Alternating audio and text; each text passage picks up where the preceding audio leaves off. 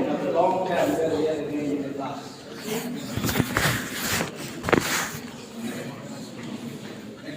একটা বড় ক্লাসে ব্রেক করে বাংলাদেশে কিছু করতে যাই আসার বিয়ে করে দিচ্ছে আজকে আরেকটা ক্লাস আসতে আসতে এনিওয়ে এটা আমরা বিভিন্ন অন্য দেশে কারো বিয়ে নিয়ে আলোচনা হয়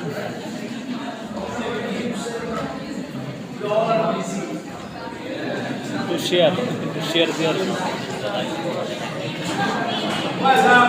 please. So in our previous classes, we have talked about there are three stages of civil proceedings: pre-proceeding, proceeding, and post-proceeding. And so far, I assume I have already concluded in the proceeding stage. Okay, so the pre-proceeding stage: filing of a claim, payment of registration, and the service of summons, appearance of the parties, submission of the written statement, and the examination of, and in between there is an ex parte degree if the party doesn't appear. Okay, and there is also opportunity for alternative dispute resolution or ADR. Then the examination of parties and framing of issues. Now it is trial stage. Trial. So now the case is ready for trial. Because the contesting parties, they are not agreed on alternative dispute resolutions, right? And both the parties appear before the court and submit that they want to contest the case. So now the case is ready for trial. So যখন একটা মামলা ready for trial হয়ে যাবে সেটা কিন্তু তখন magistrate court থেকে তখন পর্যন্ত কিন্তু এটা ম্যাজিস্ট্রেট কোর্টেই ছিল তখন এটা চলে যাবে ট্রায়াল কোর্ট কারণ ইতিমধ্যে আমরা জানি যে ম্যাজিস্ট্রেট কোর্ট আর ট্রায়াল কোর্ট এক না কারণ সমস্ত ক্রিমিনাল মামলা ফাইলিং কোর্ট হচ্ছে ম্যাজিস্ট্রেট কোর্ট কিন্তু সকল ম্যাজিস্ট্রেটের তো ওই সকল মামলা ডিল করার কি নাই জুরিসডিকশন নাই কারণ আমরা জানি যে ম্যাজিস্ট্রেটের জুরিসডিকশন লিমিটেড যদি ওই মামলাটি ম্যাজিস্ট্রেটের জুরিসডিকশনের মধ্যে থাকে তাহলে হতে পারে ম্যাজিস্ট্রেট কমপ্লায়েন্স নিয়েছেন ওই একই ম্যাজিস্ট্রেট একটা ট্রায়াল করতে পারে if he has the jurisdiction. But if he does not have the jurisdiction, in that case, the case will get transferred to the competent trial. এখন এটা কোন কোর্টে যাবে that depends on the nature of the suit. The locality of the origin of claims কোন জায়গায় মামলার উৎপত্তি হয়েছে তার আগে করছি অরিজিনাল জুরিসডিকশন দেখতে হবে তারপর দেখতে হবে এটা লোকাল জুরিসডিকশন আছে কিনা মামলাটা কোথায় কজ অফ অ্যাকশনটা কোথায় অ্যারেস্ট করছে রাইট মামলার পিকুলিয়ার জুরিসডিকশন আর্থিক ভ্যালু কি রকম কোন বোর্ডে মামলাটা হবে মামলাটা কি স্পেশাল লতে হবে নাকি জেনারেল লতে হবে মামলাটা কি ট্রাইব্যুনালে হবে নাকি নরমাল সাধারণ অর্ডিনারি সাবঅর্ডিনেট কোর্টে হবে depends on so for example এটা যদি সাইবার রিলেটেড হয় তাহলে এটা তো নরমাল সেশনস কোর্টে কি হবে না বিচার হবে এটা কোথায় চলে যাবে সাইবার ট্রাইব্যুনালে চলে যাবে যদি নারী শিশু নির্যাতন দমন আইনের সংক্রান্ত বিষয় তাহলে নারী শিশু নির্যাতন দমন আইনে চলে যাবে শিশু নিয়ে যদি হয় শিশু আইনে চলে যাবে তাহলে আমি যদি সবগুলো সামাপ করি ফর এক্সাম্পল একটা শিশুকে নিপীড়নের জন্য মামলা হচ্ছে একজনের বিরুদ্ধে অভিযোগ করা হচ্ছে তো আমি তো ক্রিমিনালে চলে গেছি sorry I was talking about the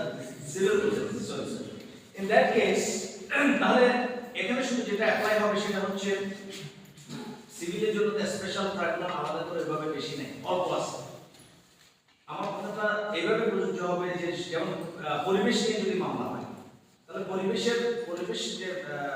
যে কোর্টটা আছে সেটা কিন্তু একই সাথে সিভিল কোর্ট হিসেবেও কাজ করে বা ক্রিমিনাল কোর্ট হিসেবেও কাজ করতে পারে যেমন ম্যারেজ কোর্ট দুইটাই কাজ করতে পারে সুতরাং সিভিল নেচার যদি হয় তাহলে এটা সিভিল কোর্টে যাবে যদি সিভিলের জন্য স্পেশাল কোর্ট হয় যেমন ফ্যামিলি কোর্ট সেটা একটা স্পেশাল কোর্ট কিন্তু নেচার হচ্ছে কি ফ্যামিলি নেচার হচ্ছে সিভিল ম্যাটার্স তাহলে ফ্যামিলি ম্যাটার্স নিয়ে যদি এটা ডিল হয় তাহলে এটা কোথায় চলে যাবে ফ্যামিলি কোর্টে ওকে তাহলে যেই কোর্টের কথা হচ্ছে যে কোর্টের এই মামলাটা ট্রায়াল করার কম্পিটেন্স আছে সেই কম্পিটেন্ট কোর্টে এই মামলাটা ট্রায়ালের জন্য চলে যাবে ট্রান্সফার হয়ে যাবে এখন কোন কোর্টে যাবে আমি আগে বলেছি যে অনেক কিছুর উপর ডিপেন্ড করে মামলাটার উৎপত্তি কোথায় হয়েছে মামলাটা যে কোর্টে যাবে সেই কোর্টে এখানে ট্রায়াল করার মতো ক্যাপাসিটি আছে কিনা এই মামলা নিয়ে আগে কোনো ডিসিশন হয়েছে কিনা ওকে তা আমরা ধরে নিলাম যে একটা কম্পিটেন্ট কোর্টে গেল এন্ড ready for trial. তখন যেটা হবে examination in chief.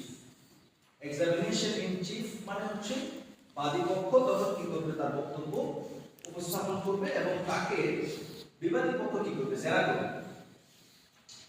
তাকে করবে কি, জেরা করবে। এটা হচ্ছে examination in chief। আবার বিবাদী পক্ষকে বাদী পক্ষ কি করবে, জেরা করবে। এটা হচ্ছে ক্রস। আবার ক্রস করে ফেলার পরে অনেক ক্ষেত্রে বাদীকে যদি আবার যে ক্রস করার পরে এটা ক্রস এবং এক্সামিন করার কোনো কারণ এটা অসঙ্গতিগুলো বাইরে, অর্থাৎ তার যদি কোনো এভিডেন্সের ঘাটতি থাকে, যে সাক্ষীদেরকে হাজির করা হয়েছে ওই সাক্ষীদের যদি কোনো ত্রুটি থাকে, রাইট, তাদের বক্তব্যের মধ্যে যদি কোনো অসঙ্গতি থাকে, এটাকে লয়াররা এক্সামিন করে বের করে নিয়ে আসবে। তারা প্রমাণ করতে চেষ্টা করবে যে অপরপক্ষের কেসের মধ্যে মেরিট নেই বা তাদের মধ্যে ফ্যাকচুয়াল ভুল ইনফরমেশন আছে, অথবা যে লর উপর আলোচনা হচ্ছে লটা আসলে একটা ইনকারেক্ট বা এই লটা এখানে হবে। তারপর বাদীকে আবার কি করা হতে পারে, কি এক্সামিনেশন করা হতে পারে। এক্সামিনেশন করা হলো, তাহলে বাদী এবং বিবাদী উভয়কে করা হবে, জেরা করা হবে। ওকে, তারপরে হচ্ছে এভিডেন্স। এবার জেরা শেষ, এখন হচ্ছে তোমার সাক্ষী হাজির করা। সাক্ষী অনেক ধরনের হতে পারে। একটা সাক্ষী হচ্ছে যে ফিজিক্যাল সাক্ষী, অর্থাৎ যারা উইটনেস, যারা ঘটনার প্রত্যক্ষদর্শী, যারা ঘটনার সম্পর্কে জানে, এদেরকে হাজির করা হতে পারে। আরেকটা হচ্ছে ডকুমেন্টারি এভিডেন্স। ডকুমেন্টারি এভিডেন্স অর্থাৎ আমার যে কাগজপাতি, আমার যে রেকর্ড অফ রাইটস বা যে বিষয় নিয়ে মামলা উৎপত্তি হয়েছে সেই সংক্রান্ত যত রকমের এভিডেন্স কাগজপত্র আছে এগুলো ডেপোজিট করতে হবে। এবং এই ক্ষেত্রে কোন এভিডেন্স আইনের কাছে বা ওই মামলায় অ্যাডমিসিবল হচ্ছে, কোন এভিডেন্স গ্রহণ করা যাবে, কোন এভিডেন্স গ্রহণ করা যাবে না, সেই ক্ষেত্রে আবার আমাদেরকে ফলো করতে হবে আমাদের যে এভিডেন্স অ্যাক্ট আছে, সেই এভিডেন্স অ্যাক্ট 1870। এটা আলাদা একটা আইন, তোমাদের ফোর্থ ইয়ারে পড়ানো হবে। এটা 100 নম্বরের কোর্স, যে সাক্ষ্য কিভাবে, কোন সাক্ষ্য গ্রহণযোগ্য, কোন সাক্ষ্য গ্রহণযোগ্য নয়, বা সাক্ষ্য কিভাবে নিতে হবে, কোন সাক্ষ্য অ্যাডমিসিবল, কোন সাক্ষ্য অ্যাডমিসিবল না। এটা একটা 100 মার্কসের কোর্স। সুতরাং আমি এখানে সেটা নিয়ে ডিটেইলসে যাচ্ছি না। কথা হচ্ছে এই এভিডেন্স স্টেজ, সাক্ষ্য ট্রায়ালের একটা গুরুত্বপূর্ণ এক্সামিনেশন, ক্রস এক্সামিনেশন করার পরে এই সাক্ষ্য গ্রহণ হবে, বক্তব্য নেওয়া হবে, ডকুমেন্ট চার্জ করা হবে, এভিডেন্স প্রডিউস করা হবে, এবং এই ক্ষেত্রে ফলো করা হবে এভিডেন্স অ্যাক্ট 70। এবং এই যে প্রক্রিয়া কাজটা হবে এটির কথা বলা আছে আমাদের সিভিল প্রসিডিউর কোডের order 18। So this is the trial stage. Now let's move. Trial stage কি কি জিনিস ঘটবে সেটা আমরা একটু যদি দেখি। After the opening statement, অর্থাৎ প্লেইন্টিফ আইসা তার বক্তব্য উপস্থাপন করবে, এটাকে বলা হয় ওপেনিং স্টেটমেন্ট। অর্থাৎ সে তার কেসটাকে কি করতেছে, ওপেন তার বক্তব্য সে উপস্থাপন করছে। After the opening statement, the plaintiff shall produce the witnesses and the witnesses will be examined before the court. তার বক্তব্য উপস্থাপন করার পর সে বলে যে আমি যে বক্তব্য উপস্থাপন করছি, যে দাবিটা নিয়ে এখানে আদালতে এসেছি, এই দাবির সম্পর্কে আমার এই সাক্ষী আছে। তখন এই সাক্ষীদেরকে কি করা হবে, এক্সামিন করা হবে। এক্সামিন কারা করবে, সাক্ষীরা তাদের বক্তব্য দেবে। সে বলবে যে আমি জানি যে ওর জায়গাটা আসলে ও সুযোগ করে দখল করছে। তখন এই সাক্ষীকে যারা সিওর ক্লাস না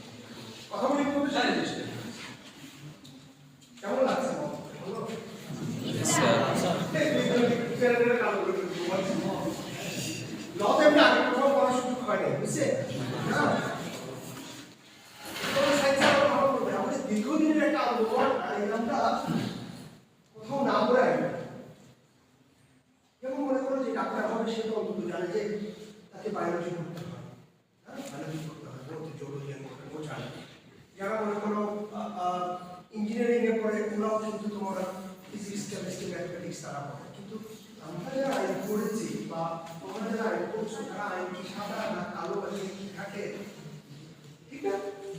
হ্যাঁ, আমাদের সময় আমাদের কিছু বন্ধু বান্ধব বললো যে ল পড়ছি এখানে অঙ্ক নেই, খুব খুশি। পরে মুসলিম লোক যে অঙ্ক শুরু হলো, অঙ্ক তোমার মিলেই না, সব সম্পত্তি ভাগ করে দেওয়ার কথা আবার আমাদের ফিসক্যাল ল আছে, এটা সিরিয়াস অঙ্ক। এই তোমার ল অফ ট্যাক্সেশন, হ্যাঁ ট্যাক্সের বিশাল বিশাল বিশাল এত বড় অঙ্ক, হাজার হাজার কোটি টাকার অঙ্ক। ল যেহেতু মাল্টিডিসিপ্লিনারি অ্যাপ্লিকেশন, অনেকে বলে যে আমাদের ইংলিশ যে কঠিন, এখানে এসে 200 নম্বরের তোমার কি কম্পালসারি ইংলিশ। সো ল সম্পর্কে আমাদের দীর্ঘদিন আমরা তোমাদের বলা উচিত যে স্কুল কলেজে আইন পড়ানো হোক। আমরা বলেছি একদম এই তোমার লোয়ার সেকেন্ডারিতে না পারলেও সেকেন্ডারিতে আইন প্রথম পত্র, আইন দ্বিতীয় পত্র। যাদের পড়তে ইচ্ছে হবে তারা পড়বে, যাদের পড়তে ইচ্ছে হবে তারা পড়বে। তোমাদের একটা ফোর্থ সাবজেক্ট থাকে না, অপশনাল। অনেকবারই বলেছি কিন্তু নতুন বাংলাদেশ তাই আমার কাছে মনে হয় যে এই যে আমরা বলছিলাম এই বৈষম্য, যে বাংলা পড়ছে সে বাংলা পড়েই কিন্তু একদম জন্ম থেকে বাংলা, অন্যান্য সাবজেক্টগুলি যারা পড়ে মোটামুটি ওই সাবজেক্ট সম্পর্কে সেকেন্ডারি এবং হায়ার সেকেন্ডারিতে তার একটা পড়ার সুযোগ আছে। চোখ বন্ধ করে দেখো। বাট আইনের মতো একটা বিষয়, এটা কিন্তু অন্য ক্যারিকুলামগুলিতে আছে। যারা ব্রিটিশ ক্যারিকুলাম পড়ে, যারা তোমার মনে করো ইউএসএ ক্যারিকুলাম পড়ে, তাদের ওখানে কিন্তু অপশন থাকে তোমার ল। এবং আমি নিশ্চিত আইন প্রথম পত্র আর দ্বিতীয় পত্র এটা বেশিরভাগই আইন কিন্তু লোকের একটা আগ্রহ আছে। হাজার হাজার সাবজেক্ট তোমার এখানে বলা হচ্ছে যে এই যে কম্পিউটার, তারপর হচ্ছে মিউজিক থাকুক, আমি আপত্তি নেই। কারণ অপশনাল তোমরা কখনো এসএসসি এবং এসএসসি সিলেবাস যদি দেখো, মূল সিলেবাস ওখানে অপশনাল সাবজেক্ট হিসেবে লট অফ সাবজেক্টস, কিন্তু বিভিন্ন স্কুল কলেজে কম কম সাবজেক্টগুলি থাকে যেগুলি তারা নর্মালি তুমি দেখবে যে অনেকগুলি সাবজেক্ট কিন্তু কখনো সিলেবাস দেখা হয়। তো সেখানে যদি একটা আইন থাকে, আইন প্রথম পত্র, আইন দ্বিতীয় পত্র,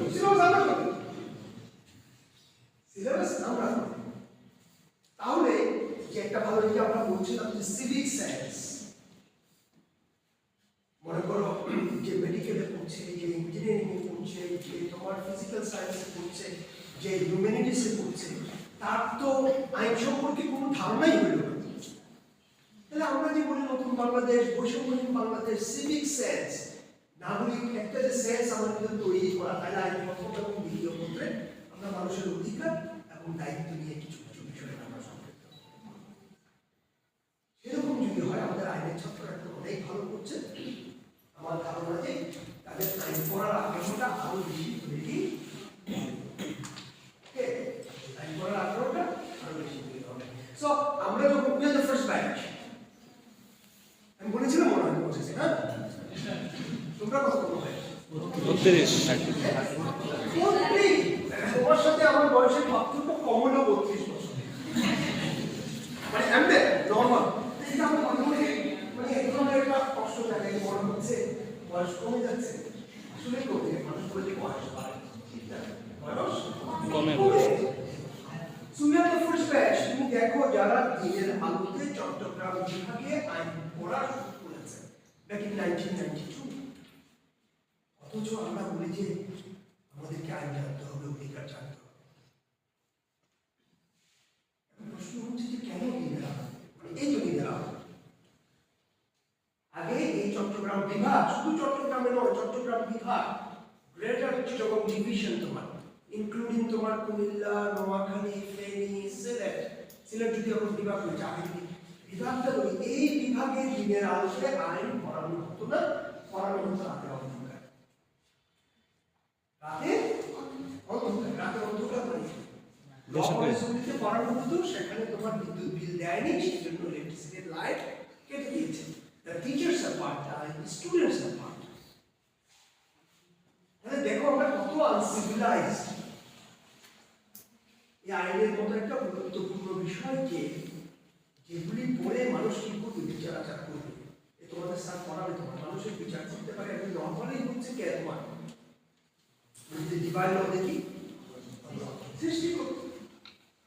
জন্যই তুমি দেখবা যে লিগাল এডিশন তোমাদের সাথে পড়াচ্ছে, এখানে তুমি দেখবা যে যারা যারা এই ধরনের বিভিন্ন সময় মানুষের বিচার করতো, যাদেরকে বলতো, বিভিন্ন সময় কাজী বলতো, তাদেরকে নেক্সট গড চিন্তা করা হয়। কারণ গডের যে একটা মানুষের বিচার করার যে একটা ক্ষমতা, কারণ তুমি তোমার রায়ের মাধ্যমে বলছো যে আপনার বেঁচে থাকার অধিকার নাই, সেটা জুলাই দিচ্ছ।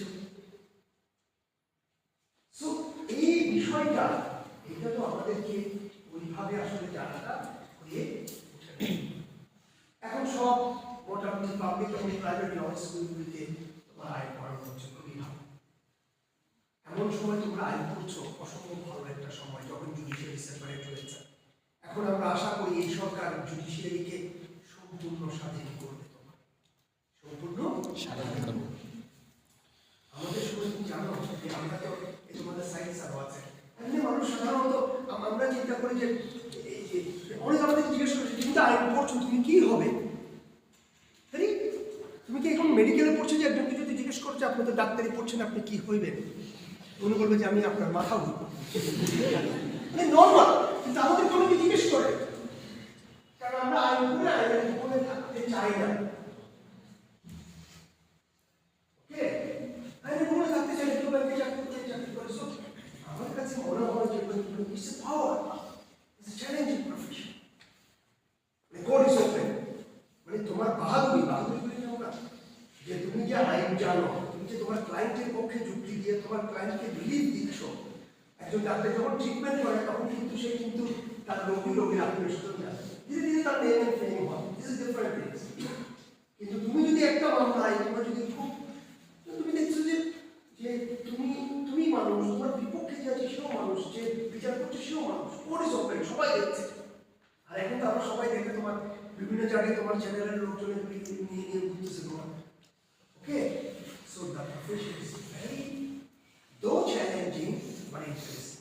তুমি কোর্ট বিল্ডিংয়ে গিয়ে দেখো ওখানে মানুষের ক্লান্তি নেই তোমার, গভর্নমেন্ট ভিতরে ঘুরে আছে, একজনের সাথে দাঁড়িয়েছে, সবাই বলতেছে, এই বলতেছে, হিউজ পিপল তোমার। এখন সবার আলোচনার কেন্দ্র, এটাই তো হওয়া উচিত। আমরা যখন we got the license in 1996, 1996 সালে, অনেক আগে। তখন আমরা দেখি নাই যে আমরা কোর্ট বিল্ডিংয়ে গিয়ে দেখি যে বেশিরভাগই আইনজীবী হচ্ছে হয় মধ্যবয়সী, বৃদ্ধ আইনজীবী। They don't have any training.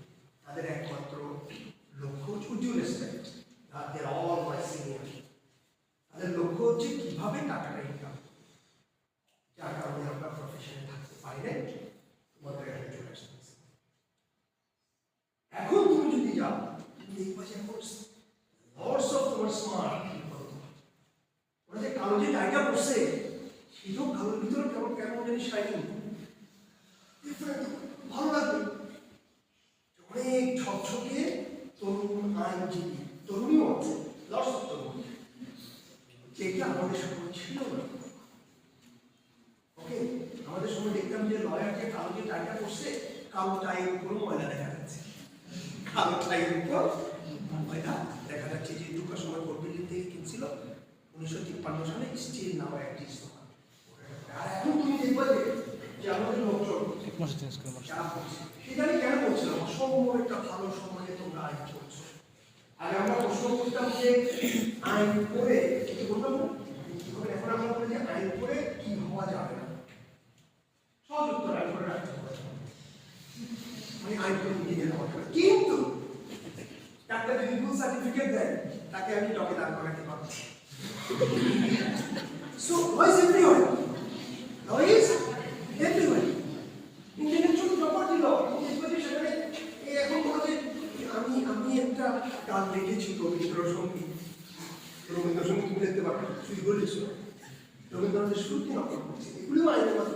So ল সমস্ত জায়গায় ওটা বলি যে জীবন বাঁচাতে, জীবন বাঁচাতে সবকিছু। তো এই শুধু আমাকে বিল্ডিং ছিল না, আমাদের বিল্ডিংটা দেখে আসে, যেটা আগে ছিল এটা ওই ওদিকে কোনা দিয়ে একটা ভাঙা বিল্ডিং আছে, ওটা আমাদের আগে ছিল, আমরা মনে করছি। এখান থেকে দেখা যায় তোমরা এদিকে হেঁটে মেডিকেলে যাওয়ার পরে ওখানে দেখবো যে কিছু তোমার পরিত্যক্ত ভবন, আমরা করছি উপর থেকে এত বড় একটা তোমার পাথর পড়লো, প্রত্যেকটা ভবনে সেটাতে আমরা পেরেছি। আমরা শুরু করেছিলাম তোমার 35 জন দিয়ে, 35 স্টুডেন্টস, এবং এক একজনের নাম ধরে আমরা বলতে পারবো যে আমাদের 35 জন ক্যাট কোথায় তোমার প্রতিষ্ঠিত। সো এই জন্য আমি বলি যে এই যে আমাদের সাইড আমার খুব ভালো লাগছে, মানে এত স্টুডেন্ট তোমার, এই জন্য একটু কথা বলছিলাম আর কি। হ্যাঁ, সাইড আমার ছাত্ররা ঢাকা ইউনিভার্সিটি, তো আমরা কিন্তু মনে করি যে এই ল আমাদের ছেলেরা তোমার নাই কোথাও জনস্থলে স্যার এটা কি বলে না, আমাদের এই ছেলেরা তোমার মনে করো নৌবাহিনীতে আছে, এগুলি কি বলে জাজ অ্যাডভোকেট জেনারেল, হ্যাঁ, তারপর তোমার এয়ারফোর্সে আছে। এই জন্য বলছি জনস্থলে অন্তরিক্ষে সমস্ত জায়গায় বিদেশের বিশ্ববিদ্যালয়ে পড়ায় একাধিক মেনি স্টুডেন্টস নাম করা বাংলাদেশ বিশ্বের এমন কোনো স্কলারশিপ নাই যেটা আমাদের ছাত্রছাত্রীরা তোমার কি করে না, অক্সফোর্ড বলো, হার্ভার্ড বলো, তোমার নিউ ইয়র্ক ইউনিভার্সিটি বলো, সব নাম করা নলেজ আমাদের ছেলেমেয়েরা কিন্তু সেখানে তোমার এই হায়ার ডিগ্রিগুলি তারা নিয়েছে। সো চিটাগং ইউনিভার্সিটি ল কিন্তু এই জাস্টিস প্রোভাইড করার ক্ষেত্রে ম্যাটার্স করে globally. Chittagong university or university of তো আমি সব আমাদের বেনিফিটস দেখা হবে হয়তো তোমাদের সাথে। এরকম আমি একটা জিনিস বলবো, সেটা হচ্ছে যে আমরা ল পড়েছি 2200 নম্বরে, 1900 হচ্ছে আমাদের থিওরিটিক্যাল পেপার ছিল, কিন্তু তখন আমাদের সিলেবাসটা সবচাইতে ছিল আপডেট ছিল সবচাইতে। আর এখন তোমরা খুব সম্ভবত মোর দেন 4000 না, তো এখন তোমরা ইকোনমিক্স পড়ো, আমরা পড়ি, এখন তোমরা এমন কিছু সাবজেক্ট পড়ো যেগুলি আমাদের সঙ্গে। সো এই সিলেবাসটা, এই মডার্ন যে পড়ালেখা, এইটা পড়তে নিতে হবে। এবং আমি দেখি যে ফার্স্ট ইয়ারের ছেলে মেয়েদের রেজাল্ট কম্পারেটিভলি খারাপ হয়, যেহেতু সিসিপিএ সিস্টেম। তুমি যদি ফার্স্ট ইয়ারে এটা রিকোয়ার্ড নাম্বার পাও, তাহলে পরবর্তীতে তোমার একটা টার্গেট যে তুমি 3.6 পাওয়া, এবার তুমি পেলা 3.4, তাহলে তোমার কখনো যে 3.89 পাই যাবে, এটা সম্ভব না, অনেক সময় কঠিন হয়ে যাবে। So from the very beginning, from the very first year, যে তোমার টার্গেট at least 3.6 or 7 তোমাকে অ্যাভারেজ থাকতে হবে। লেটে যদি হয় তাহলে আমি যে সুযোগ সুবিধার কথাগুলি বলছি, নাম্বার তো তোমার থেকে কেউ কেড়ে নেবে। স্যার আমার এত নাম্বারের দরকার নাই স্যার, আমি তো আইডি বলবো নো, নাম্বার কোন সময় দরকার হবে তুমি বুঝবাও না। সো তোমার অপশনগুলি ক্রিয়েট হয়ে থাকবে, তুমি চাইলে বিভিন্ন জায়গায় তোমার যাওয়ার জন্য রাস্তা ক্রিয়েট করবে। এবং আমি জানি তোমার টপ পার্ট, এই যত পরীক্ষার্থী 3 ইউনিটে পরীক্ষা দিয়েছে সেখান থেকে তোমরা যারা যত ভর্তি হয়েছ, যেহেতু আমি এস ডিন তোমার, আমার থেকে প্রায় 13-14টা তোমার ভর্তি পরীক্ষা এই কন্ডাক্ট করার আমার সুযোগ হয়েছে, এবং পরীক্ষার্থী হিসেবে আমি 3-4টা পরীক্ষা দিয়েছি। তো আমি দেখেছি আমাদের যারা টপ হয় এক নম্বর সিরিয়ালে তোমার ল, আগে আমাদের আলাদা পরীক্ষা ছিল 3-4 বছর পরে এদের সাথে হলেও কিন্তু এখানে সবার ফার্স্ট চয়েস আমি দেখেছি, সেটা তুমি হচ্ছে number 1। So you have to do that. এখানে চান্স পেয়েছো, অনেক খুশি, তোমার গার্ডিয়ানরা খুশি, কিন্তু আমরা এখানে আসলে অনেক সময় দেখতে যাওয়ার সময় যে অনেক গার্ডিয়ান মানে আসে, তার ছেলে মেয়েরা পরীক্ষা দিতে পারছে না, রেজাল্ট ভালো হচ্ছে না, ইমপ্রুভমেন্ট পরীক্ষা দিচ্ছে, রিটেন পরীক্ষা দিচ্ছে, তো দিস আর ভেরি ব্যাড। আমি আশা করি যে এত কঠিন না, যেমন বাইরে পড়ে যাবে একটু ভাবটাপ ধরি, তুমি বাইরে পড়ে মনে করো ইংলিশ বইটা যেটা বই সেটা ট্রেনে যাওয়ার সময় এটা দেখতে পারে, এই সমস্ত বইটা কি বলছে বোধ করে বুঝছো, পুরো বাংলা বই নিয়ে আমরা আগে বলবো না, বাংলা বই এমনি দরকার আছে আমাদের, এখন ইংলিশ লিখেই না, শুধু আমাদের ডিক্লারেশনের বিষয় যে বাংলা লিখে ইংলিশে লিখে সবাই। তো তোমাকে যেটা হলো যে এত কঠিন নয়, পড়ে আসি হবে not that much তোমাকে, তুমি একদম যেভাবে বলছো, কিন্তু জাস্ট পড়ানো বেশি কঠিন। তো তুমি যদি অন্তত একটা টিচার যা পড়াচ্ছে রেগুলার ক্লাস যদি করো, ক্লাস নো কিভাবে ক্লাস করো যেভাবে পারো, এরকম না, আমাদের প্রত্যেকটা সাবজেক্টের একটা করে থাকে ছিল, স্টুডেন্টস, মুসলিম ল, এরকম এখনো আছে। দিন শেষে তোমার 4 বছর পরীক্ষার পর যে তোমার থেকে প্রত্যেকটা সাবজেক্টের জন্য 2টা করে বই, যেগুলি গুরুত্বপূর্ণ 3টা করে বই, তোমার বই তোমার বই।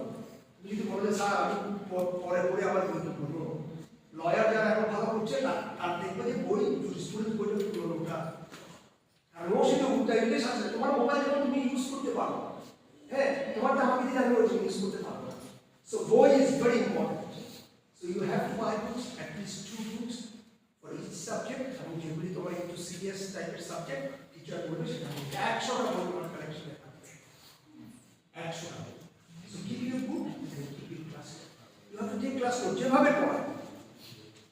যেভাবে পড়ায় তুমি পারলে বাংলা ইংলিশে পারলে ইংলিশ নাকি চাকরিয়ে পারলে চাকরি না you have to take you note এটা কি হবে জানো তুমি যখন অ্যাজ জুনিয়র যখন তুমি চেম্বারে যখন জয়েন করবা অ্যাজ জুনিয়র তখন তোমার সিনিয়র কিন্তু তোমাকে প্রথমে তুমি কতটুকু ক্যাপেবল সেটা কিন্তু তোমাকে স্টিমেট করবে যে for taking notes how much you are capable to take the notes or to follow the one dictation of the senior তো তোমাকে তো দিবে ওদের উপর ভিত্তি করে তোমাকে বলবো যে তুমি একটা ড্রাফট করে নিয়ে আসো so you have to write the ছোট ছোট করে বলে তোমাকে কি করতে হবে তোমার পয়েন্টস গুলো নিয়ে তারপর সেটাকে তুমি ইলাবোরেট করে তুমি একটা ড্রাফট করে নিয়ে সো এইটা এক্সারসাইজ গুড এক্সারসাইজ হচ্ছে ক্লাসে তুমি ক্লাস করতে যাও নট নেসেসারি তোমার স্যার এখানে যা দেখালো সবগুলো তো তোমার পক্ষে সম্ভব নয় সো তুমি ওখান থেকে একটা লাইন লিখতে হবে যে লিখতে আমার পড়া সেটা লিখবা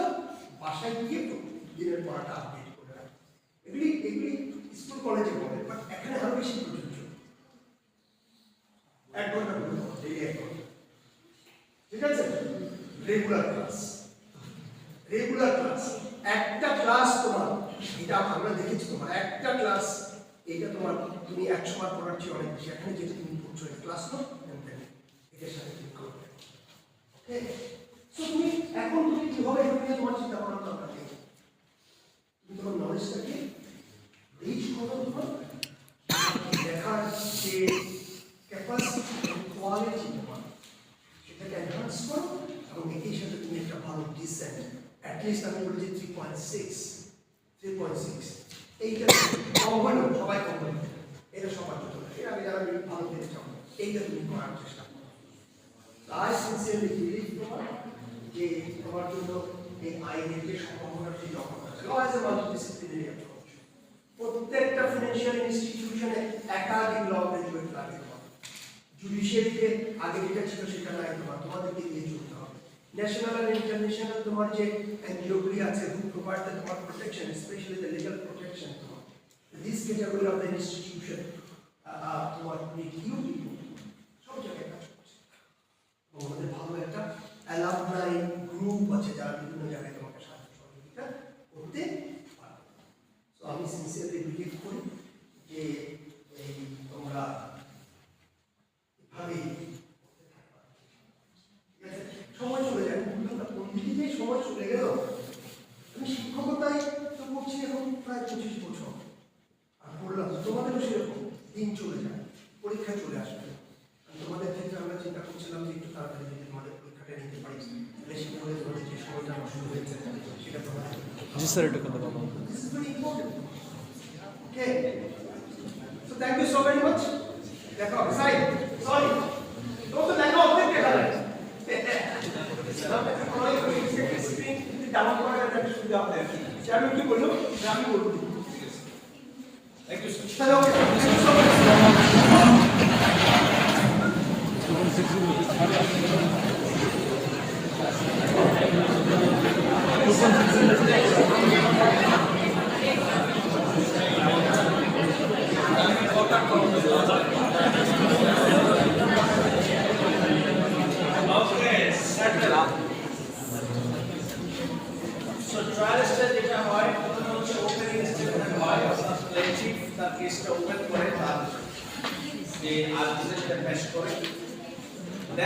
তার সাক্ষীদেরকে হাজির করে তারপর নিজ সাক্ষীকে সে নিজে কি করে এক্সামিন করে অর্থাৎ তার মুখের কতটা বাদী সাক্ষীর বক্তব্য ভিতর দিয়ে বের করে নিয়ে আসে এরপর এটাকে বলা হয় এক্সামিনেশন আর সেই সাক্ষীকে বাদী সাক্ষীকে যখন বিবাদী পক্ষের আইনজীবী যখন জেরা করে এটাকে বলা হয় ক্রস আবার প্রয়োজন সাপেক্ষে মাঝে মাঝে নিজ সাক্ষীকে আবার এক্সামিন করার দরকার হতে পারে এটাকে বলা হয় রি-এক্সামিনেশন examination, cross-examination, re-examination. The বাইরে একটা এক্সপেরিয়েন্স জিজ্ঞেস করতে পারে যে ডিফারেন্স বিটুইন এক্সামিনেশন চিফ এবং এক্সামিনেশন ক্রস। এক্সামিনেশন চিফ মানে হলো নিজ পক্ষের উইটনেসকে যখন প্লেন্টিফ যখন কি করে এক্সামিন করে, এটা হচ্ছে examination chief.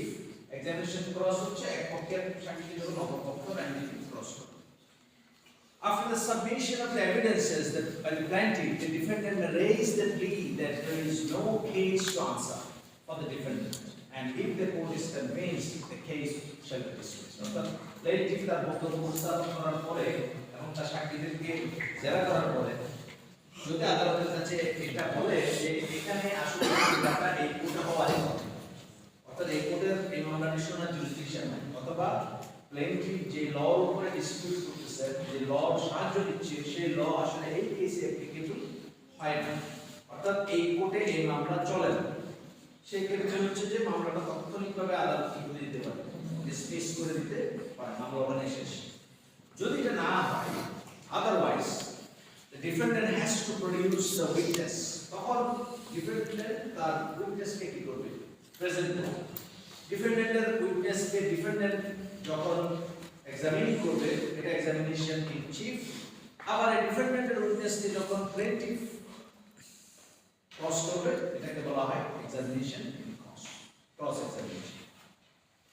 After the conclusion of the submission of the evidence, সাক্ষ্য প্রমাণ যখন হাজির হলো, শেষ হলো, the parties have to present their final arguments. এখন আমরা চলে যাব আর্গুমেন্ট স্টেজ, অর্থাৎ ওপেনিং স্টেটমেন্ট, তারপর হচ্ছে examination in chief, examination in cross বা কেস পারমিটস এক্সামিনেশন, তারপরে হচ্ছে যে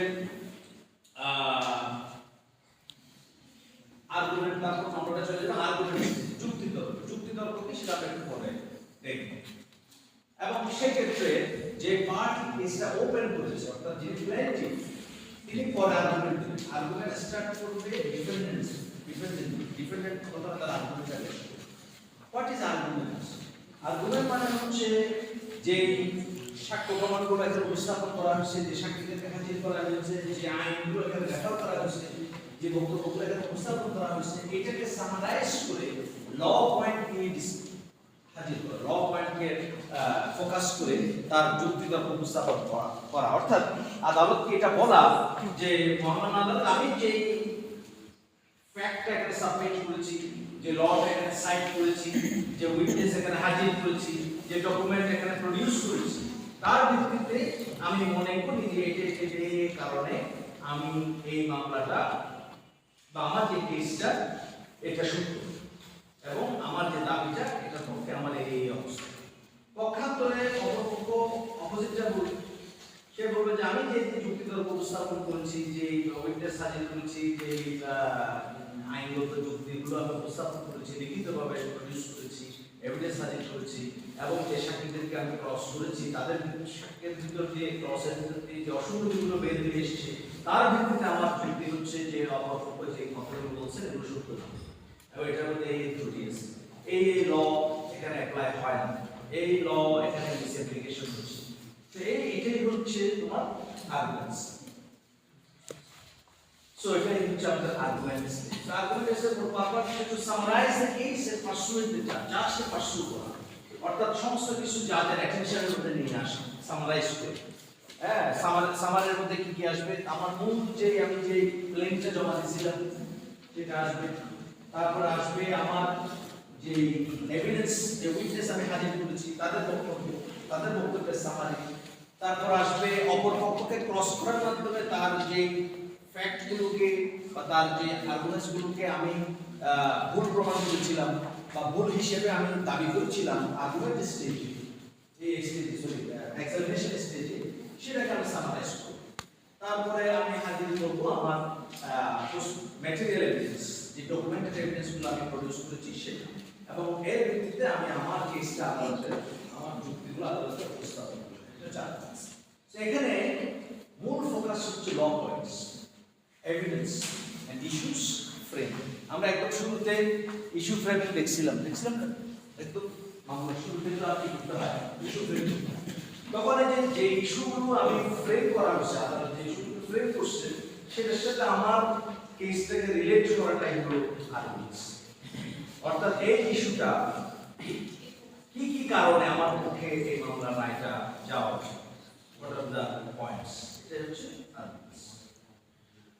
সো আর্গুমেন্ট উভয় পক্ষ প্রথমে আমি আগে বলেছি প্রথমে আর্গুমেন্টটা প্রদান করতে কে এক্সামিনেশন এভিডেন্স সাক্ষ্য গ্রহণ শেষ হয়ে যাওয়ার পরে প্রথমে আর্গুমেন্ট প্রদান করবে ডিফেন্ড তারপর আর্গুমেন্ট প্রদান করবে প্লেন্টিফ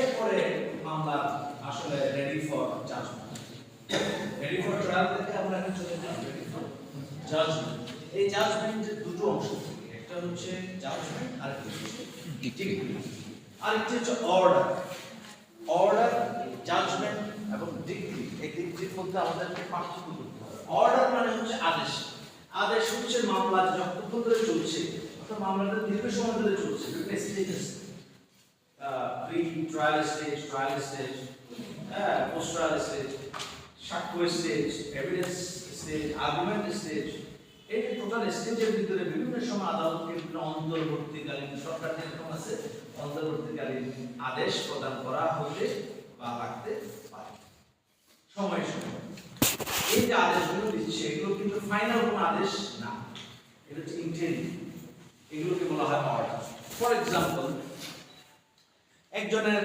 দাবি করলো যে এই জায়গাটা আমার আর একজন অর্থাৎ এটাকে এও দাবি করতেছে বিও দাবি করতেছে রাইট দুই পক্ষ দাবি করতেছে জায়গাটা যার ফর এক্সাম্পল আমি ধরে নিলাম এখানে এ পজিশনে আছে তাহলে পজিশনে আছে এ একই সাথে সে দাবি করতেছে ডেফিনেটলি সে দাবি করতেছে এটা হচ্ছে জায়গা এখন কজ অফ অ্যাকশনটা অ্যারেস্ট হলো তখন যখন বিও বললো যে এটা আমার জায়গা কিন্তু সে পজিশনে নাই আমি বুঝতে পারলাম তখন তাহলে এখানে ডিসপিউট অ্যারেস্ট করলো কজ অফ অ্যাকশন অ্যারেস্ট করলো ওকে ফাইন তাহলে মামলাটা আমরা ধরে নিলাম এটা সিভিল কোর্টে যাবে সিভিল কোর্ট এটা কি ধরনের মামলা হবে বিক্রিয়াকৃত ডিসপিউট ঘোষণামূলক মোকদ্দমা অর্থাৎ আদালত ঘোষণা করবেন যে এই জায়গাটার মালিক আসলে এটাই হলো মামলার মূল ইস্যু ফ্রেমিং ইস্যু মামলার মালিকানা কার তাহলে এখানে মূল বিবেচ্য বিষয় হচ্ছে আদালতের কাছে যেটা ইস্যু লিগ্যাল পয়েন্ট এখন এখানে নানান ফ্যাক্টস থাকতে পারে এরা বলতে পারে যে এরা দুজন শাসিত ভাই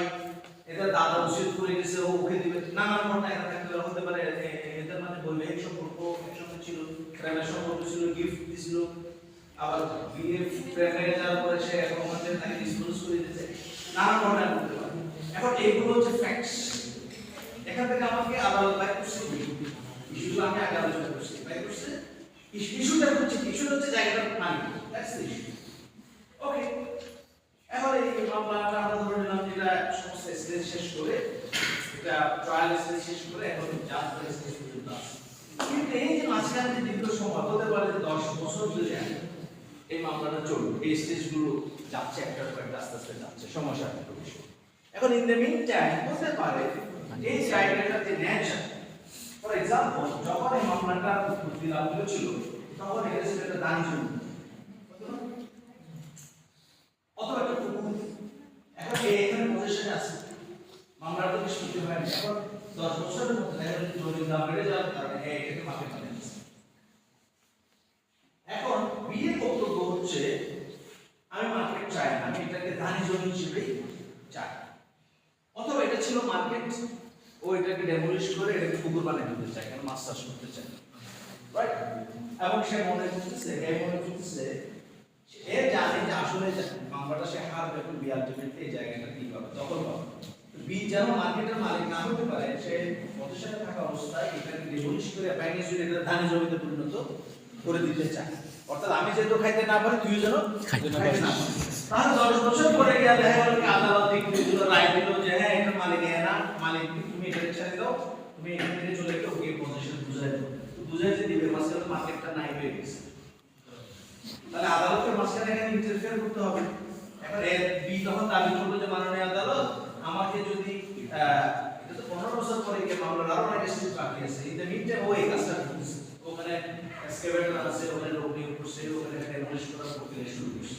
আপনার এই জায়গা হস্তক্ষেপ করা তখন আদালত মামলার মালিকানা নিয়ে কোনো প্রশ্ন না করে নিষ্পত্তি না করে এটা অন্তর্বর্তীকালীন আদেশ দিতে পারে ওর উপর নিষেধাজ্ঞা জারি করতে পারে যে তুমি এটাকে বলা হয় ইনজাংশন নিষেধাজ্ঞা যে তোমাকে এই ভূমির নেচার চেঞ্জ করার থেকে বিরত থাকার আদেশ দেওয়া হলো নিষেধ করা হলো রাইট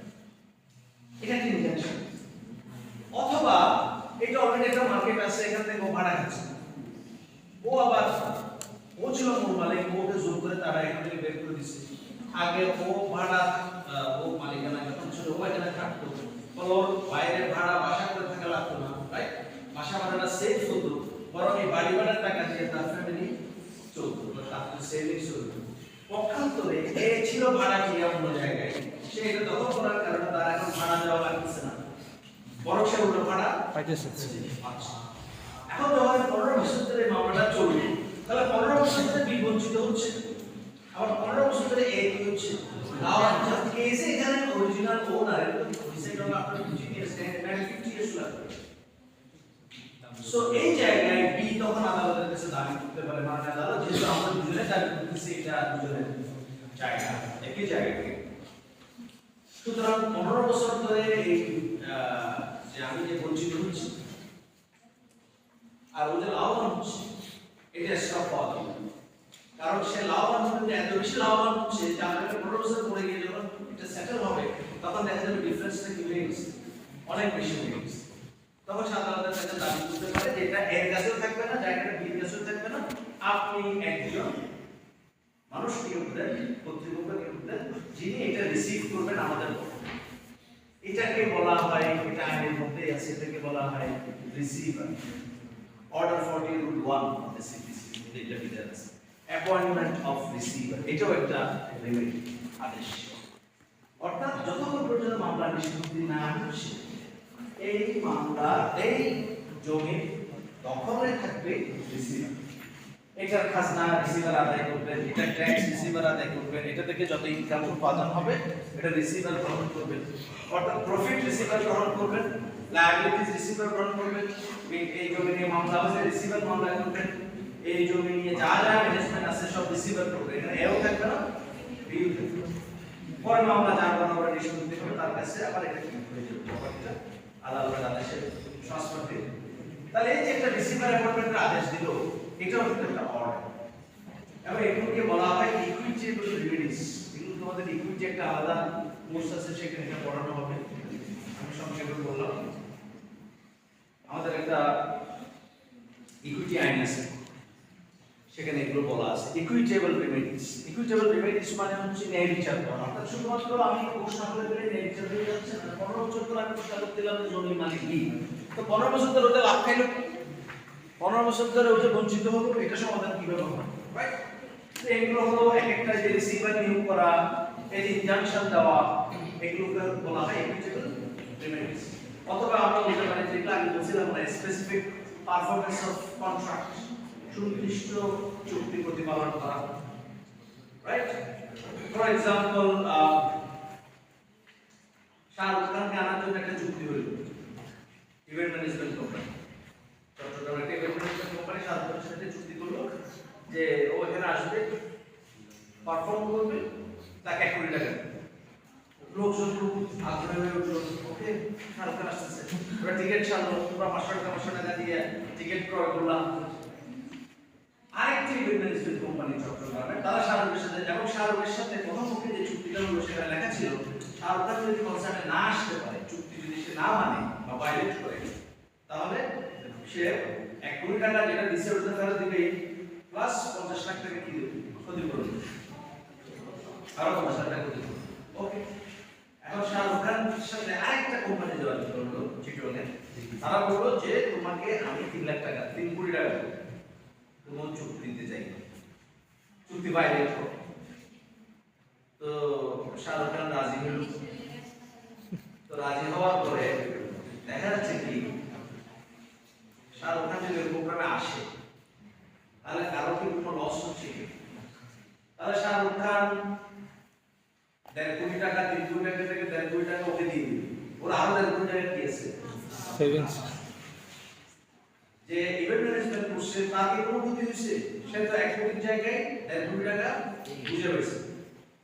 এবং যারা টিকিট কিনছে তাদের কোনো লস হয় না, তাদের টিকিটের টাকা ফেরত দেওয়া হয়েছে, সাথে আরো 25 টাকা করে 100 টাকা করে বা 50 টাকা করে তাকে দিয়েছে, ক্ষতিপূরণ দিতে, তার সাথে 50 লাখ টাকা এক্সট্রা পেয়েছে। দ্বিতীয় যে কোম্পানি চুক্তি করছে সে তো আরো লাভবান, পুরো আয়োজনটা এখন তার কাছে। এখানে আমরা আপাতত দৃষ্টিতে দেখলে মনে হচ্ছে কেউ ক্ষতিগ্রস্ত হয় নাই, সবাই উইন সিচুয়েশনে আছে, তাই না? Fair practice? না ল এটাকে পারমিট করা উচিত? না এখানে অন্যায়টা কোথায় হচ্ছে? এই যে আসলে এটা শরীয়ত আইন মোরালিটি এগুলো বাইরে বাইরে হচ্ছে। এখানে ল পয়েন্টের জায়গা থেকে একজন ব্যক্তি একটা পক্ষ একজন ক্ষতিগ্রস্ত হয়েছে। Who is that? কে ক্ষতিগ্রস্ত হয়েছে? দর্শক হ্যাঁ, কেউ ক্ষতিগ্রস্ত হয়নি। ভিউয়ার্স ভিউয়ার্সের ক্ষতি হলো, কি হলো? ভিউয়ার্স শাহরুখকে সে পাইল, আবার সাথে 500 টাকা দিয়ে সে টাকা ফেরত পাইল। এখানে লস আছে। শাহরুখের কেউ লস হলো? তাই গুলো সালমান খান শাহরুখের বাংলাদেশে আসা বাংলাদেশে আসলে টাকা বেশি হয়। লস কোথায়? বড় বড় কেউ এটা চিন্তা করো। সমগ্র 2 ইয়ার ফেমিলি আচ্ছা, তাহলে ঠিক আছে, আমরা ধরে নিলাম শাহরুখ খান দ্বিতীয় পক্ষের সাথে চুক্তিবদ্ধ হয়ে আসলে আমি যা যা বললাম সেটা সম্পূর্ণ করতে যেটা হবে। প্রথম পক্ষ যিনি যেটা প্রথমবারের মতো শাহরুখ খানের সাথে চুক্তি করছিল সেটা একটা ইভেন্ট ম্যানেজমেন্ট কোম্পানি। তার কাজ হচ্ছে এই ধরনের পারফরমারদেরকে দেশে নিয়ে এসে টিকিট বিক্রি করে চলা, এটা তার বিজনেস। পরবর্তীতে সে যখন বলবে যে আমি রোনালদোকে নিয়ে আসবো, কেউ কেউ কথা বিশ্বাস করবে? তুমি তো একটা বড় যে তুমি আনতে পারো, আনলো তুমি আনতে পারো, ফলে তার ব্র্যান্ড ভ্যালু নষ্ট হয়ে যাবে, তার কথা কেউ বিশ্বাস করবে না, সে তার মার্কেট ডাউন হয়ে যাবে, কারণ তাকে আর কেউ রিলাই করবে, ফলে তার যে লসটা হবে এটা অনেক টাকা। তো আদালত বা আমাদের আইন এটাকে অ্যালাউ করে, সেক্ষেত্রে আদালত যেটা তখন আদালতের কাছে যাইতে পারে। প্রথম পক্ষ যেমন আদালত আপনি তাকে নির্দেশ দেন, শাহরুখ খানকে নির্দেশ দেন যে সে যদি বাংলাদেশে এই পারফরমেন্সটা করতে আসে তাহলে প্রথমে চুক্তিটা করেছিল, এই চুক্তিটা তাকে সুনির্দিষ্টভাবে প্রতিপালন করতে হবে, স্পেসিফিকলি পারফর্ম করতে হবে। চুক্তির ভায়োলেশন করা যাবে না। আর যদি চুক্তির ভায়োলেশন করতে হয়, সে চুক্তি না আসতে চায়, সে আসতে না পারলে আরেকজনের উপর একই রকম ডিপেন্ডেন্ট সে করতে পারবে, আসতে পারবে, তখন সে কি চাইতে পারে? ইনজাংশন চাইতে পারে। অর্থাৎ অপর পক্ষ তাকে আমার উপরে ইনজাংশন দিতে পারে, আদালতের কাছে ইনজাংশন চাইতে পারে। অথবা শাহরুখ খানকে নির্দেশ দিতে পারে যে তোমাকে প্রথম চুক্তি যেটা করেছিল ওইটাই দিতে হবে, বাস্তবায়ন দ্বিতীয় চুক্তি বাস্তবায়ন করা যাবে না। এটাকে বলা হয় স্পেসিফিক পারফরম্যান্স অফ কন্ট্রাক্ট। কেন তাকে স্পেসিফিক্যালি বাধ্য করতে পারে আদালত? কারণ শাহরুখ খানের কোনো রিপ্লেসমেন্ট সম্ভব না। শাহরুখ খানের বিরুদ্ধে যদি আরবাজ খানকে নিয়ে আসে সমাধান সম্ভব না। রোনালদোকে আনতে বলছে, রোনালদো বললে কি আরেকজন প্লেয়ারকে আনতে কি হবে না? রোনালদো ফ্যান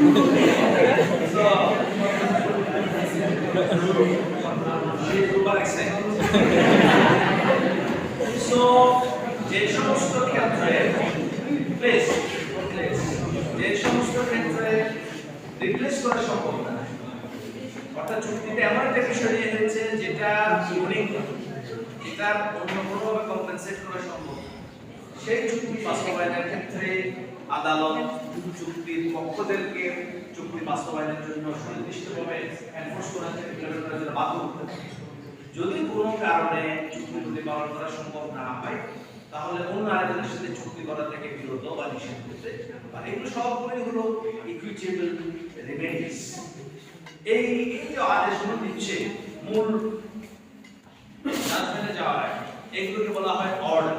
আচ্ছা, তারপর আমরা মামলাটা সাক্ষ্য রাখতে শেষ করে আর্গুমেন্ট শেষ করে জাজমেন্ট দেখি।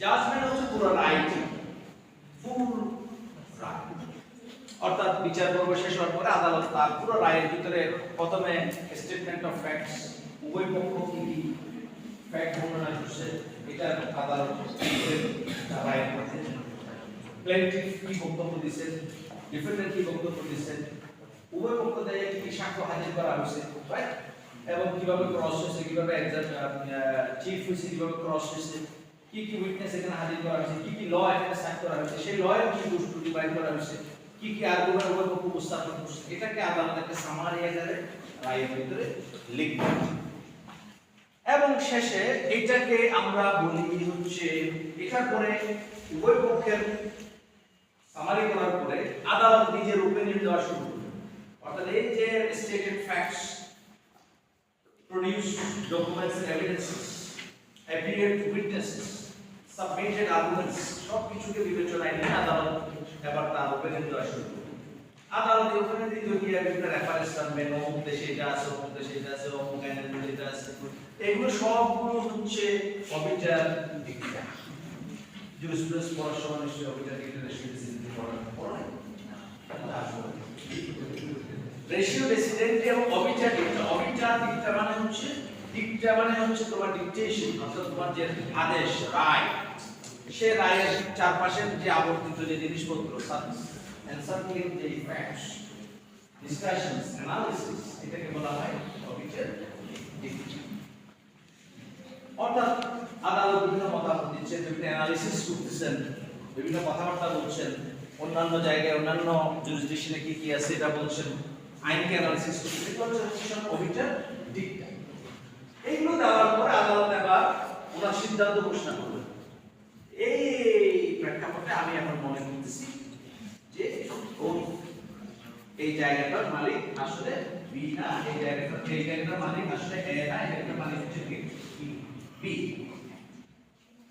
বি কেন এটার মালিক বি যে রিজনগুলো আদালত বর্ণনা করবে এটাকে বলা হয় রেশিও মানে হচ্ছে রেশনালিটি ডেসিডেন্টি মানে হলো ডিসিশন তার মানে the rationality behind the decision the rationality behind the decision আদালত যে সিদ্ধান্ত পৌঁছেছে আদালত সিদ্ধান্ত হচ্ছে জায়গার মালিক এ না জায়গার মালিক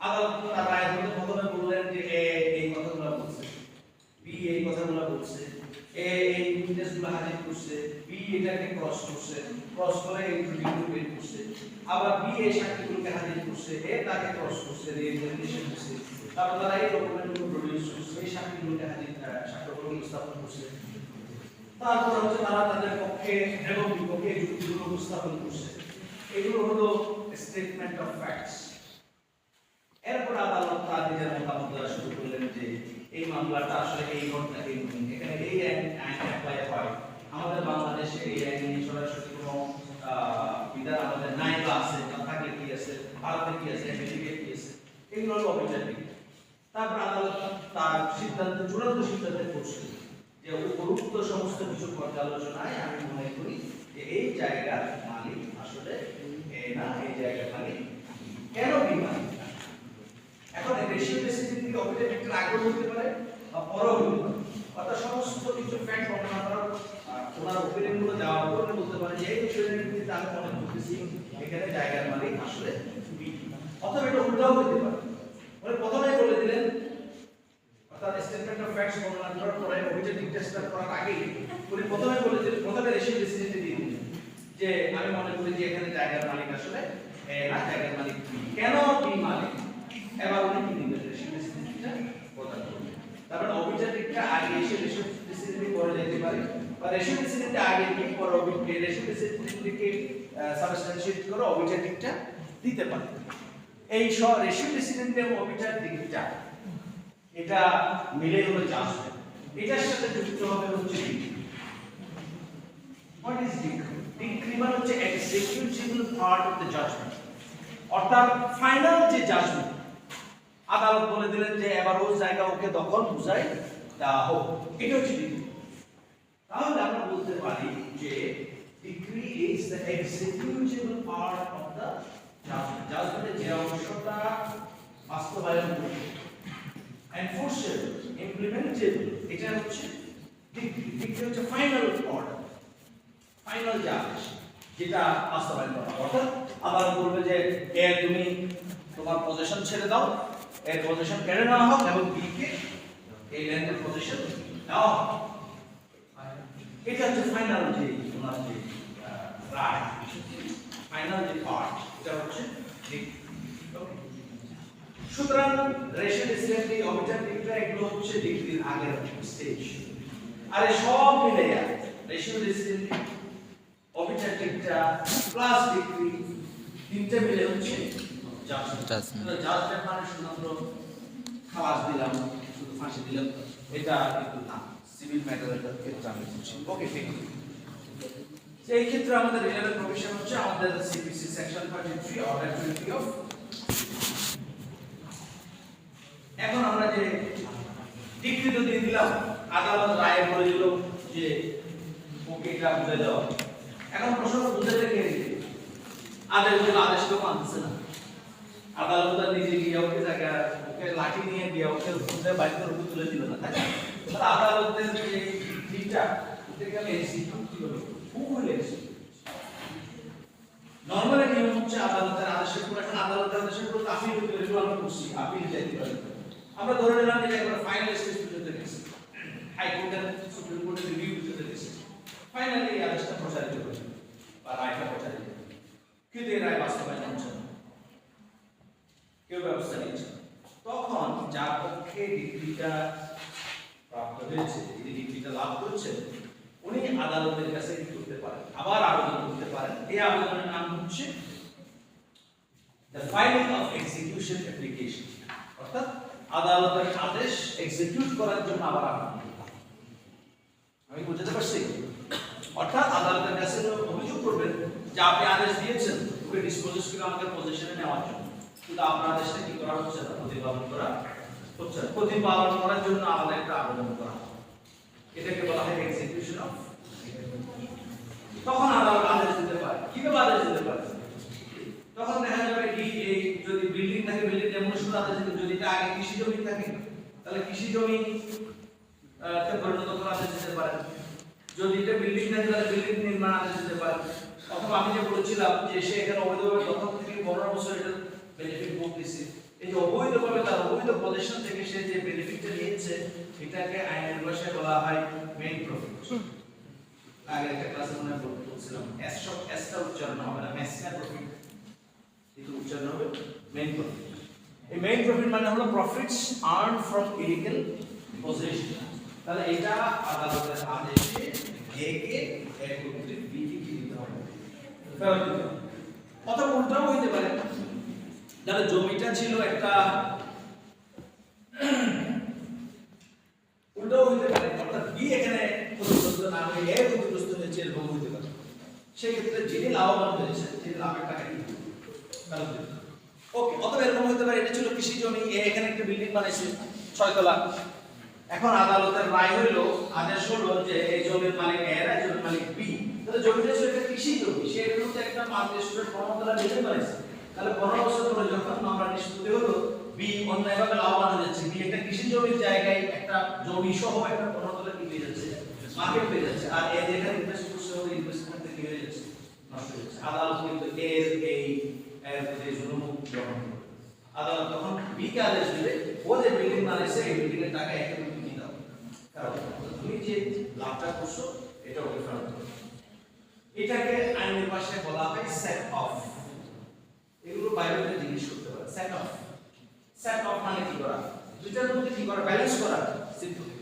অর্থাৎ অবৈধ প্রফিট থাকলে ফেরত দিতে হবে আর যদি অপরপক্ষ অন্যায়ভাবে কোনো লাভজনক কিছু করে থাকে সেখানে তাহলে লাভটা আপনি কি করতে হবে সেট করতে হবে সেট অফ এগুলো সবগুলো হলো ইকুইটেবল রেমেডিস এখন এই যেগুলো করার জন্য আদালত আদেশ দিলেন আদেশটা বাস্তবায়নের জন্য আদালতের কাছে আবেদন করতে হবে এটাকে বলা হয় এক্সিকিউশন অফ ডিক্রি এই ক্ষেত্রে আদালত কি করতে পারে আলাদা আলাদা বিভিন্ন রেমেডি দিতে পারেন যেমন attachment of sale of property যেমন ব্যাংকের থেকে লোন নিয়ে একটা লোক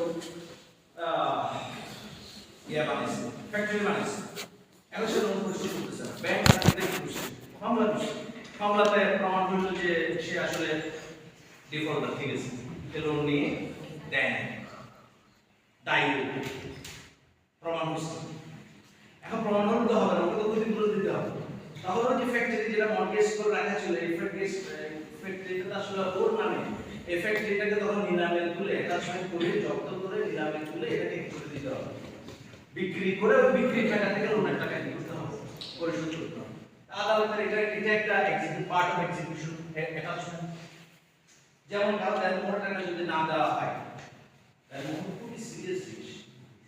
দেনমোহর কিন্তু সোজা জিনিস না। দেনমোহর যদি না দিয়ে কেউ মারা যায়, অথবা হচ্ছে বিয়ের সাথে ডিভোর্সের সাথে দেনমোহর কোনো সম্পর্ক নেই। এটা আমাদের একটা চরম ভুল ধারণা যে আমরা মনে করি দেনমোহর মানে শুধু ডিভোর্স চলে যাবে। নো, দেনমোহরের সাথে সম্পর্ক হচ্ছে বিয়ে। বিয়ে হলে দেনমোহর দিতে হবে। আমরা অনেকে মনে করি যে জামাই ডিভোর্স না দিলে বউ ডিভোর্স দিলে দেনমোহর দিতে হয় না। রং, যে কোনো অবস্থাতে দেনমোহর দিতে হবে।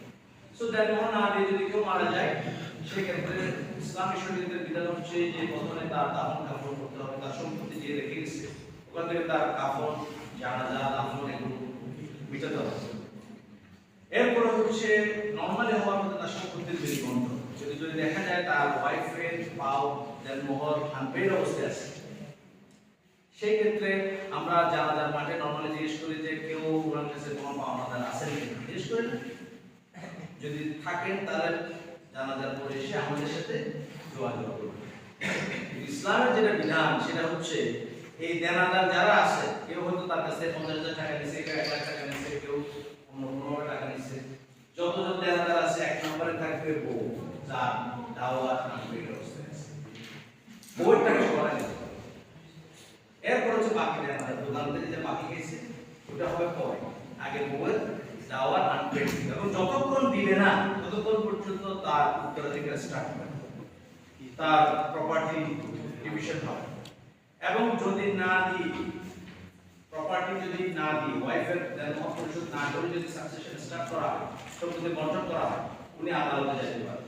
আদালতে গিয়ে রাইট টু রিটেনশন ক্লেম করতে পারেন। রিটেনশন মানে হলো সম্পত্তি ধরে রাখার মতো। আপনি আদালতের কাছে বলতে পারেন যে আমার দেনা আমি এই প্রপার্টি ক্লেম করতেছি। আদালত তখন এই সাকসেশন বা উত্তরাধিকার স্টপ করে দিবে। এটা ইসলামী শরীয়তের বিধান, আইনের স্টপ করে দিয়া সেই সম্পত্তি থেকে বিক্রি করে অথবা গিফট করে, যেভাবে করলে ওর জন্য সবচেয়ে ভালো হয়, করে তার দেনা কি করা হবে, পরিশোধ করা হবে। প্রপার্টি অ্যাটাচ করে না, অ্যাটাচ করে প্রপার্টি বিক্রি করে তার দেনমোহর পরিশোধ করার পরে বাকি যে প্রপার্টি থাকবে সেটা তখন উত্তরাধিকার মানে কি হবে, বন্টিত হবে। এবং মৃত স্বামীর সম্পত্তিতে যদি স্ত্রীর অধিকার রয়েছে, বাকি সমস্ত আত্মীয় স্বজন এমনকি পুত্র কন্যার অধিকার একটা, সেটা হল উত্তরাধিকার অধিকার। কিন্তু ওয়াইফের অধিকার নেই। আর দেনমোহর অধিকার ইজ ফার্স্ট। দেনমোহর আদায় করে ফেলার পরে এরপর যে উত্তরাধিকার স্টার্ট হবে, সে আপনি স্ত্রী হিসেবে কি পাবে, উত্তরাধিকারের প্রপার্টি। এবং না দিয়ে পারপর মৃত্যুর পরে আদায় করা রেখে যাওয়া সম্পত্তি। এবং প্রপার্টি প্রয়োজন আদালত অ্যাটাচ করে নিয়ে তার প্রপার্টি থেকে দেনমোহর টাকা আদায় করতে।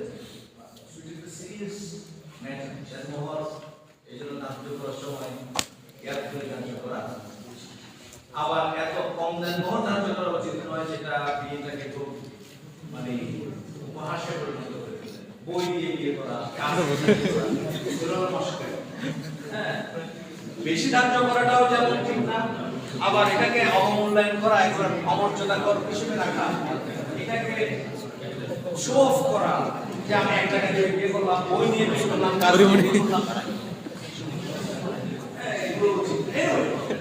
সো এইগুলো হচ্ছে, এটাকে আমরা বলছি যে এক্সিকিউশন। ওকে, সো এখন এই প্রসেসগুলো আমি বললাম একটু সহজে বলে দিচ্ছি, কিন্তু আসলে অনেক রকমের এখানে চ্যালেঞ্জ এবং জটিলতা আছে। কেন বাংলাদেশে মামলার জটিল করতে হয় না, বছরের পর বছর কেন ডিলে হয়, কিভাবে বিচারপতিকে আমরা বায়াস করি, কিভাবে বিচারপতিকে আমরা কিনে ফেলি। সুতরাং এটা নিয়ে আমি কিছু আলোচনা যে আমরা প্রোভাইড আর্টিকেলস ফর রেসপন্সিবিলিটি, সমস্যা আর্টিকেলের মধ্যে যে মানুষ গবেষণা করছে, so you have to go through it. আমি আর্টিকেলগুলো আছে আপলোড করে দেবো for group 6 to the group 7 and group 8. That's it. Now one question I can answer.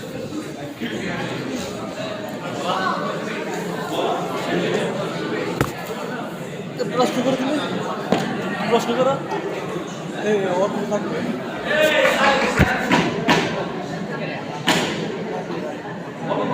Sir, প্লেনটিফ যদি একজন উইটনেস নিয়ে আসে,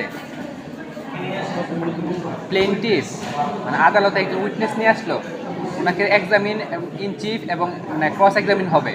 ভাই, তোমরা কথা বললে তবে আরো সময় নষ্ট হবে প্লিজ। স্যার প্লেনটিভ যদি একজন উইটনেস নিয়ে আসে যে আদালত সাক্ষী দেওয়ার জন্য, তাহলে ওইটা তো মানে ফার্স্ট হচ্ছে মানে ক্রস মানে examination in chief, examination chief, অর্থাৎ এরপর হচ্ছে ও নিজে মুখোমুখি এসে বললে হবে না, ওর থেকে কথাগুলো নিজে পক্ষের আইনজীবী কি করে নেবে, বের করে নিয়ে আসে। এরপরে তো আবার ক্রস এক্সামিনেশন হইতে পারবে। এরপর হচ্ছে ওকে আবার ও যে কথাগুলো বলছে ওকে আবার বিপক্ষের আইনজীবী কি করবে, এক্সামিন করবে। এটা বলা হয় ক্রস। এটা কিন্তু দুইটার উদ্দেশ্যের পার্থক্য আছে। আমি যখন চিফ করতেছি আমার উদ্দেশ্য হচ্ছে যে তার মুখ দিয়ে আমার সম্পর্কে যে কথাগুলো আছে এগুলো কি করে নিয়ে আসা, তার জবান দিয়ে বের করে নিয়ে আসা। আর বিপক্ষের উদ্দেশ্য হচ্ছে তার জবান দিয়ে আমার কথা বের করে নিয়ে আসা, যেটা ওর বিরুদ্ধে যায়। অথবা সে যে কথাগুলো বলতেছে এগুলোকে রিফিউট করা, এগুলোকে ভ্রান্ত হিসেবে হাজির করা। প্লেনটিভের কাজটা যদি পুরোটা ডিফেন্ডেন্ট করে, ডিফেন্ডেন্ট যদি উইটনেস নিয়ে আসে তাহলে কি ওই নামগুলো সেম থাকবে? মানে প্লেনটিভ যে উইটনেস নিয়ে আসে ওইটা যদি ডিফেন্ডেন্ট নিয়ে আসে ওনার নিজের প্রমাণের ক্ষেত্রে, একই সাক্ষীকে না না অন্য সাক্ষীকে আনতে পারবো, কিন্তু একই সাক্ষী এখন আমার পক্ষে সাক্ষী দিতে এসে যদি সে অন্য সাক্ষী দেয়, এটাকে বলা হয় বৈরী সাক্ষী বা হোস্টাইল উইটনেস। হ্যাঁ, হোস্টাইল। আমার পক্ষে না এসে সে অপর পক্ষে সাক্ষী দিচ্ছে, এটার জন্য আইনের আলাদা বিধান আছে, হোস্টাইল উইটনেস। আর কারো কোনো প্রশ্ন আছে?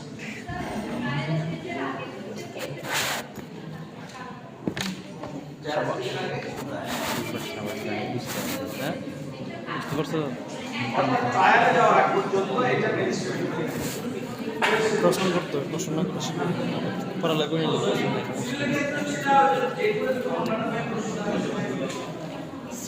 নরমালি সিভিলের ক্ষেত্রে যেটা ফাইলিং কোড ওটা ট্রায়াল করতে হয়, আমরা জানি যে তাদের ডিসকাস করে দেওয়া আছে, ডিসকাস করে দেওয়া আছে, জুডিশিয়াল মাইনাস আর মামলা হচ্ছে